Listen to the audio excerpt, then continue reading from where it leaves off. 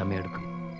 നമ്മൾ അകത്ത് കയറുമ്പോ അവിടെ ആർക്കും ബോധമില്ലാതിരിക്കുന്ന നല്ലത്. എല്ലാവരുടെയും ബോധം പോയ സ്വർണ്ണം എവിടെ വെച്ചത് നമ്മൾ ആരോടൊന്നും ചോദിക്കാം. മാഷേ ദേ പട്ടി കുറച്ചു. അയ്യോ, അത് പട്ടി കുറച്ചല്ല, അച്ഛന് ദേഷ്യം വരുമ്പോ ഉണ്ടാക്കുന്ന സൗണ്ടാ.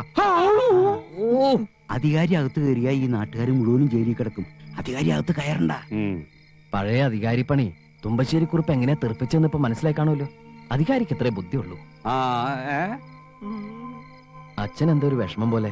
സത്യസന്ധതയ്ക്ക് പ്രസിഡന്റിന്റെ കയ്യിൽ നിന്ന് സ്വർണ്ണ മെഡൽ വാങ്ങിയ ഒരു സ്കൂൾ മാഷ ഞാൻ. ഞാൻ ആ കള്ളന്റെ വേഷം കിട്ടി ഇരുട്ടത്തിരിക്കണേ. എനിക്ക് നല്ല സങ്കടമുണ്ട്. ആ മെഡൽ ഒരുക്കിയിട്ടില്ല അച്ഛൻ ആദ്യമായിട്ട് രാധയ്ക്ക് ഒരു മാല ഉണ്ടാക്കിയത്. അതെ, ആ മാലയും കൂടി എടുക്കാനല്ലേ നമ്മൾ പാത്ത് കയറാൻ പോകുന്നത്. അതെ. ഈ വിവരം പ്രസിഡന്റ് അറിഞ്ഞ പ്രസിഡന്റും കൂടി നമ്മുടെ കൂടെ കരിയും തേച്ച് അകത്ത് കക്കാൻ വരും. അച്ഛൻ ധൈര്യമായിട്ടിരിക്കും, ഞങ്ങളില്ലേ കൂടെ. അച്ഛനെ എഴുന്നള്ളിക്കാൻ കൊണ്ടല്ല, അനങ്ങാണ്ട് നിൽക്കവിടെ.